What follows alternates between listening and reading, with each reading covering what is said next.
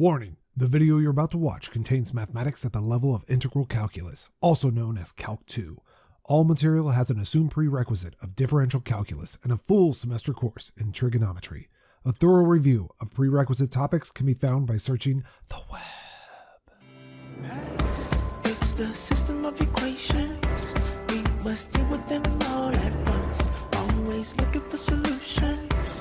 Positive outlook overcome. Hello, my name is Roy Simpson, Professor of Mathematics at Cosumnes River College in Sacramento, California. This video is dedicated to Calc 2 students who are going through integration and all different methods of integration. Let's go ahead and talk about this guy right here. Now, normally you run into this style of integral at the end of learning all the integration techniques. So this is pretty safe for me just to say, let's not talk about what technique we were introduced to recently, and instead just investigate how we would tackle this. The very first thing you should do is any algebraic cleanup if you can. In this case, the numerator cannot be cleaned up.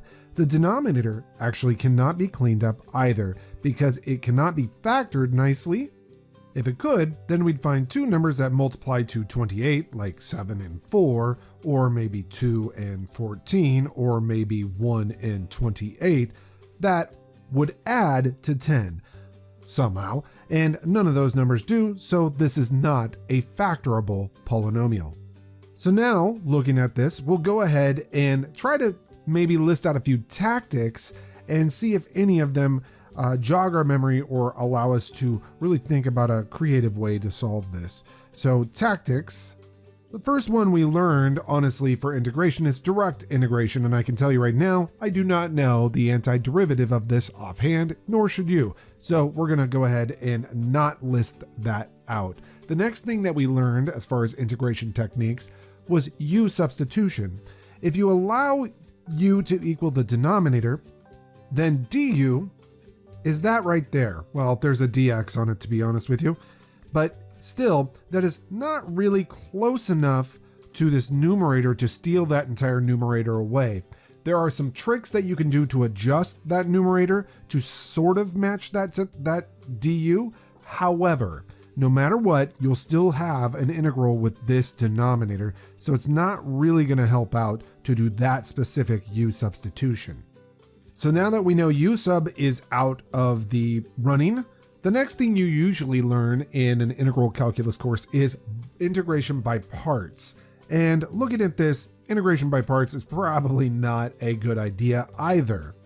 It depends on the textbook you're learning from. However, the next thing that my students learn from the Stewart Calculus textbook is trig integration. Not trig substitution, but literally integrals involving trig functions and products of trig functions. And this is not a product of a trig function, so again, that goes out the window. The next thing we learn is actually trig substitution, and that would require a sum or a difference of squares. And you don't see one here yet. However, with trig substitution, you should know that you can manipulate a trinomial so that you get a sum or a difference of squares using completing the square. So I think that trig substitution is a fine opportunity for us here. Let's go ahead and write trig sub down. And by the way, if you have moved on past trig subs, you might think that maybe partial fraction decomposition would work. And it actually might. However, if I have an opportunity to do trig sub versus partial fraction decomposition, I will every day choose trig sub. It's just a much easier style of integration. So if I have a tie between the two options, I'm always going to use trig sub, or almost always. How's that? So let's go ahead and complete the square on that denominator so that we get it into an alternative form. And there I go. I've completed the square for this trinomial right here. By the way, some people are very fast with this. They can do it very, very quickly. And the way they do it is like this. They say, okay, well, I'm going to rewrite the numerator here. And then they look at this x squared plus 10x, and they know that they're going to create a trinomial such that when that trinomial factors, it'll be x plus half of that 10, which is 5, and then squared. If you multiply that out, it is actually x squared plus 10x and then plus 25, but the x squared plus 10x is important. So we know we get our x squared plus 10x back. The problem is we also get a 25 that originally was not there. What was there was a 28. And so you can offset that extra 25 by subtraction. So a lot of people do it that way very quickly, and I totally appreciate that. I think that's wonderful. And here we go, just simplifying this down. And you can see right now that we actually do have a sum. Technically, it's not of squares of integers, but we have a sum of squares downstairs. It's a x plus 5 being squared plus a square root of 3 being squared. So it is a sum of squares. So a trig substitution's very viable right now. And so that's what I'm going to use. Because it's some variable expression squared plus 3, I'm going to treat it like it were a tangent squared plus 1, even though it's actually not a tangent squared plus 1, but we're going to force it to be something like that. Something else I want to draw your attention to, a lot of people think that trig substitutions have to be under radicals. They don't. That radical notation that we use here sometimes, that's already inserted into the integrand, well, that's not a requirement to use trig substitution. So don't get like married to the idea that you need to have some type of square root in there. You don't. Anyhow, in this case, I'm going to go ahead and let that x plus 5 quantity squared, well, I want that to be like a tangent squared. However, if I just make it a tangent squared, I would have a tangent squared plus 3 in that denominator, and that's kind of not what I want. I want it to be a 3 tangent squared so I can remove or factor out the 3 out of that denominator so it just becomes a tangent squared plus 1. So there we go, we have it. Let's take the square root of both sides. And if you've watched any of my videos or if you're one of my students, then you're probably sick and tired of hearing this, but the reality is that there normally is a plus or minus when you take a square root. There's usually a plus or minus right here. However, because of the fact that we don't know what we don't know what theta is, theta could be in quadrants 4 or 1. And because of that, tangent's either going to be positive or negative. So the plus or minus that would have been there from taking the square root gets folded into the tangent. A little aside here, this statement, which is x plus 5 over root 3 is equal to the tangent of theta, means that theta is equal to the tangent inverse of that x plus 5 over the square root of 3. And remember, tangent inverse always returns an angle between negative pi over 2 and positive pi over 2. Continuing on, let's go ahead and just figure out what dx is here. So the differential of x is equal to root 3 secant squared of theta d theta. Now looking at what we have in our integrand, we can see we have a dx to steal away. Luckily, we know what dx is. It's root 3 secant squared of theta d theta. We have an x plus 5 quantity squared, but we know that x plus 5 quantity squared is 3 tangent squared of theta. Finally, we have a 3x minus 1 in that numerator. So I think what I'm going to do is go ahead and hop on over to this statement right here and solve it for x, and then multiply it by 3 and subtract 1. It's just kind of a nice way to do that problem. So taking this guy right here, I'll go ahead and subtract 5 from both sides, multiply both sides by 3, and then let's see, what else do I need? Subtract 1 from both sides. And this gets us to what 3x minus 1 is. It's just this highlighted business right here. We're ready to go ahead and substitute everything into our integral. I'm going to move all this stuff out of the way and continue my integration. Again, 3x minus 1, that's going to be 3 root 3 tangent of theta minus 16. dx is going to be, let's see, root 3 secant squared of theta d theta. Finally, in the denominator, the x plus 5 quantity squared is going to be traded out for a 3 tangent squared of theta. There's a lot of mechanical stuff that happens here. The root 3 right here will be factored out, so will these 3s, so I'll go ahead and start with that. Be very careful. A lot of people get kind of visually confused here, and they'll attach the secant squared just to that 16. Notice I haven't done that. I keep this completely separate, and that's mainly because I already know this tangent squared plus 1 is a secant squared, and so it's going to cancel with that secant squared beautifully. So now our integral is just 1 over root 3. That's just me cleaning up that root 3 over 3. I dislike that notation. 3 root 3 tangent of theta minus 16 d theta, all in the integral. Now we can go ahead and take the antiderivatives. And you can see right here, I just went ahead and broke it apart into 2 integrals. It's just a little bit easier for me to see what's going on. And we happen to know, or maybe you don't, but you probably should, that the antiderivative of the tangent is the natural log absolute value of the secant of theta. If you don't believe me, go ahead and integrate that. And then minus 16 over root 3 times theta plus some constant c. We didn't start this problem in the world of thetas, so let's go ahead and figure out what theta is in terms of x. Looking at this piece right here, tangent of theta is equal to x plus 5 over root 3. I'll draw a triangle. All right, and we get down to this. I use Pythagorean theorem on that hypotenuse there, but notice that's actually the same expression that's in the denominator, but it doesn't have the denominator didn't have a square root on it.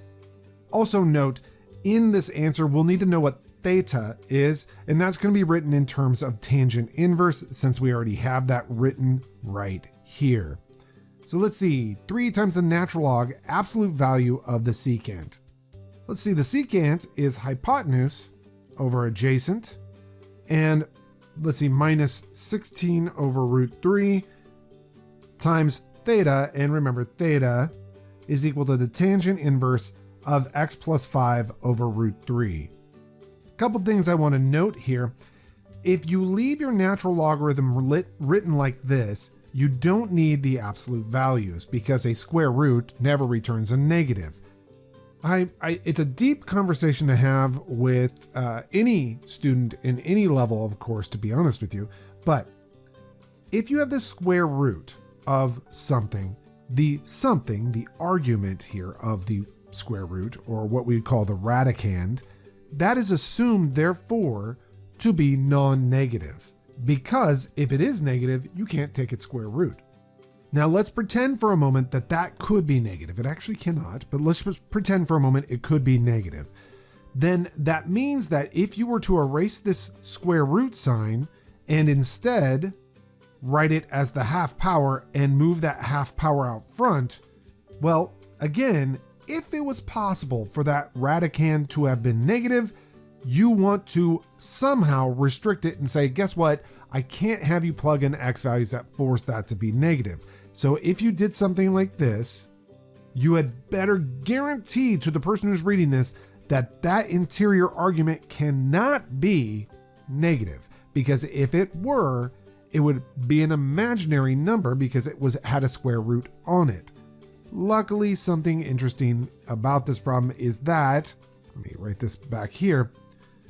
If you look at that quadratic, x squared plus 10x plus 28, you can easily compute, if you want to, that the discriminant is negative, which means that that quadratic, when it's graphed as a parabola, would never hit the x-axis, which means it's opening up, it never hits the x-axis. That means it's always above the x-axis, which means it will never be negative. So it's just a reality of that specific quadratic that it will actually never be negative anyway. So technically, since that will never be negative anyway, you could move the 1/2 power out, only because it could never be negative. If it was something like this, then all bets are off. That can be negative. That, as a quadratic, will cross the x-axis, and because of that, there are values of x for which that quadratic is negative, and you pulling off the square root and putting the half power out front without telling the world something about that, the domain of that, is going to be an issue. These are very technical, incredibly technical statements that you normally don't have to really worry about. But just letting you know, that's something that could be very tricky for some students. It's a minor thing. It's not that something that your professor generally picks on, but just letting you know, ripping a radical off, if you're going to do that, just make sure that the argument of the radical, the radicand, is always going to be positive. If it's not, then leave that radical on there. It's safer to just leave it on there. And if somebody asks, why didn't you take off the half power? You could say, well, I'm not 100% sure that radicand is going to always be positive. So I want to force the reader to know that the domain of that radical function only includes values for which that radical function is defined. Anyhow, it is safer just to leave the radical on there, but in this case, just happens to be that quadratic is always positive, so you can pull out the half power. Another thing that I want to mention here, and I've mentioned this in my classroom, however, if you're watching this video and you're not one of my students, this is just an aside. If you have let's say a student solution manual or something like that, you'll notice that this might not look like a solution to a relevant problem in a student solution manual. And that is because, generally speaking, you could use laws of logarithms here. And you could say, well, that's 3/2 times the natural log of x squared plus 10x plus 28 minus 3/2 times the natural log of 3, and then minus 16 over root 3 and all the fun stuff there.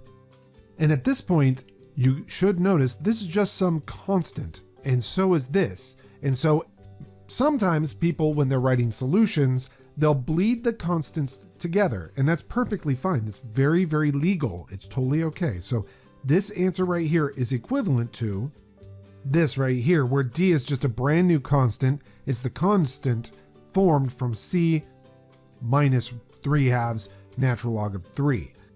Now, I know there was a conversation in there that was pretty deep. I just want to let you know that you could avoid most of that conversation by safely leaving the square root on your answer here. That's totally okay. So you can ignore a lot of that conversation for safety reason, but it is kind of interesting when you're dealing with radicals, specifically when you're dealing with logarithms and radicals, or logarithms in general. Weird things happen when you start using properties of logarithms to pull things apart. There's a lot of questionable activity, so sometimes it's safer to leave things kind of put together with a logarithm so you don't break the domain of the function you're working with. Anyhow, this is just a side example that I decided to make a video for. I hope at least most of it's helpful. That last conversation might be a bit deep for a lot of students, but the rest of it, I hope, was pretty okay. It's the system of equations. We must deal with them all at once. Always looking for solutions. Positive outlook overcomes obstacles getting in our way, cause affects more than we can sometimes see. Things for what they are and work together until you feel at peace. Says, listen close, don't talk too much, that isn't cold. Sure, you may really hurt inside. It doesn't justify you to speak too loud and cry.